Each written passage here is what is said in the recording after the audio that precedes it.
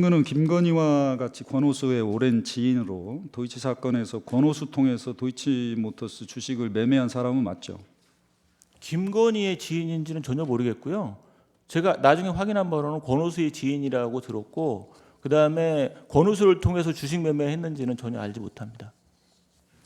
그 검찰이 2021년 9월 7일 계좌주 그러니까 이승근에 대해서 주거지 사무실에 대한 압수수색을 실시한 사실은 알고 있죠. 나중에 이 소추가 된 이후로 알게 됐습니다. 결국 계좌주에 대해서 압수수색 영장이 청구되지 않았다라는 점은 사실이 아니죠. 아니요. 계좌주에서 영장을 청구하지 않았습니다. 이승근은 제가 계좌주가 아니라 처음에 공동정범으로 분류됐던 사람이라고 명확히 말씀드립니다. 2024년 10월 17일 도이치모터스 주가 조작 사건 피의자 김건희에 대한 불기소 결정에 대한 보도자료 작성해서 배포한 사실이 있죠. 보도자료가 아니라 보도 참고 네, 자료라고 명확히 알겠습니다. 말씀드립니다. 제목이 보도 참고 자료라고 되어 있고요. 그다음에 보도 참고 자료는 보도 자료와 달리 그 문서 작성자도 없고, 그다음에 우리 거의 검찰 게시판에 게시도 되어 있지 않습니다. 그렇기 때문에, 그리고 언론의 보도의 편의를 위해서 저희가 참고적으로 제공하는 자료입니다. 그럼 공적인 문서가 아닙니까? 뭐 보도 공적인 참고 자료는? 문서라고 볼지 여부는 약간의 다툼의 여지가 있을 수 있다고 봅니다. 그러니까 뭐 공적으로 신뢰하거나 할 수 있는 게 아니라는 겁니까? 신뢰할 수 없다는 얘기는 아니고, 일단 문서라는 건 작성자가 되게 중요한데 작성자 자체가 없고, 보도자료화에 비해서는 훨씬 더 취급 정도가 낮다는 그 정도의 말씀을 드리겠습니다. 4-3항 묻겠습니다. 권오수는 2022년 10월 28일 1심 법정에서 증인으로 출석해서 김건희는 내가 팔라고 한다고 팔고 말고 할 사람이 아니다 이렇게 증언한 사실이 있는데 이거 알고 있어요? 그건 뭐 소추 사유를 보고서 알았습니다. 그리고 그 전에도 권오수가 자신의 범행을 부인한다는 이야기는 수사팀 보고를 받았고 그건 확인했습니다. 실제로 그 불기소 결정에도 그런 내용이 나오는 것으로 알고 있고요. 예. 피청구인이 말하는 보도자료 참고자료 보도 예. 참고자료 5면에는 이 불기소 처분의 정당성을 설명하는 자료로서 이렇게 해놔요.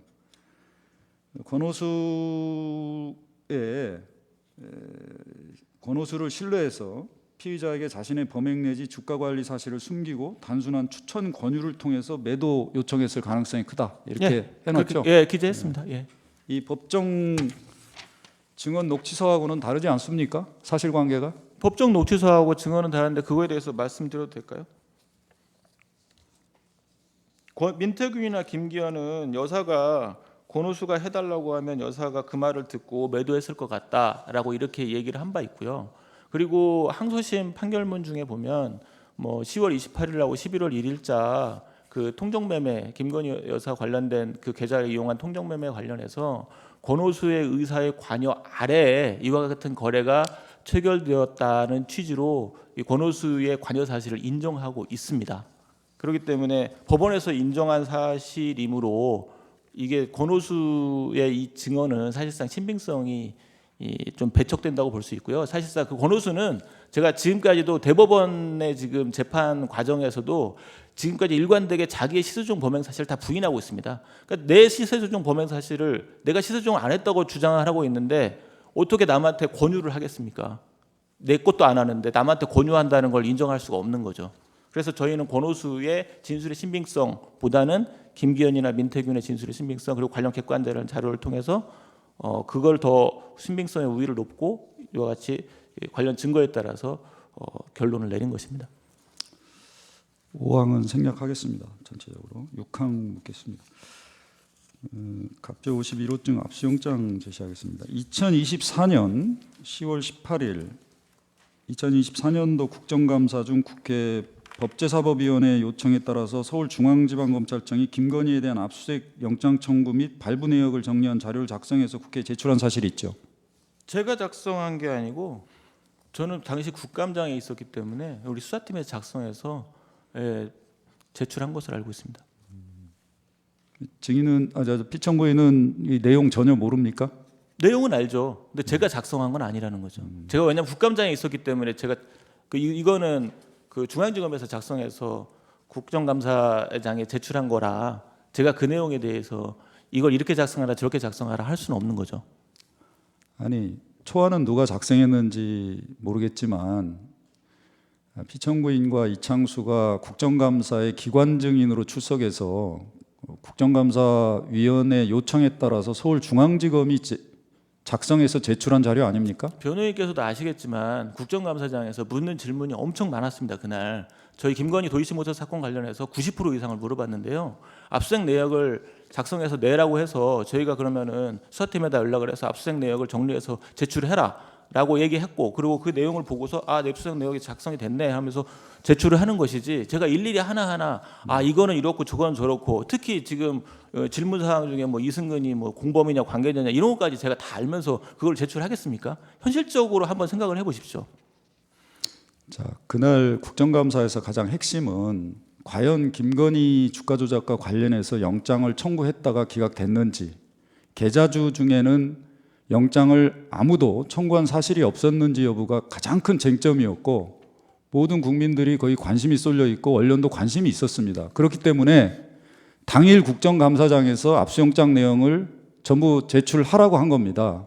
그런데 내가 작성한 것이 아니기 때문에 일일이 확인할 필요도 없었다 이런 겁니까? 아니, 압수수색 내역에 대해서 작성을 했고 그다음에 그거를 제출했지 않습니까? 자, 이 내용을 잘 저희가 모른다는 그 거예요, 내용을 안다는 거예요? 뒷부분을 보시면요, 한번 뒤를 보십시오. 맨 마지막 장을 보시면은 제일 중요한 거는 김건희에 대해서 압수수색을 몇 번이나 청구를 했느냐, 도이치하고 코바나하고 같이 넣어서 청구를 했느냐, 그 내용이 나와 있어요. 저 맨 뒤 아래쪽에 보시면은, 거기에 보시면은 김건희하고 코바나하고 도이치하고 19번 압수수색 영장을 청구해서 두 개의 범죄 사실을 넣어가지고 17번 발부돼서 집행을 했다. 그 내용이 나와 있습니다. 그게 핵심이지, 위에 안에 있는 이 목록에 누가 몇 번 이것까지 저희가 어떻게 알겠습니까? 제가 국정감사장 안에서 지금 있는데 그걸 어떻게 다 알 수 있겠습니까? 현실적인 걸 말씀드리는 겁니다. 국정감사위원은 김건희에 대한 주가 조작과 관련한 영장 청구가 있었는지 여부가 알고 싶었기 때문에 자료 제출을 요구한 거고요.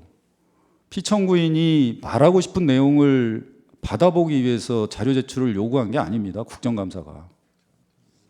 제가 뭐 압수영장 내역 순번 17번 예. 한번 보시겠습니다. 여기 보시면 좀 길어보세요. 청구일시 2021년 9월 6일 사건 도이치 이 땡땡 관계자라고 되어 있습니다. 주거지 등 휴대전화 PC 등이라고 기재되어 있죠.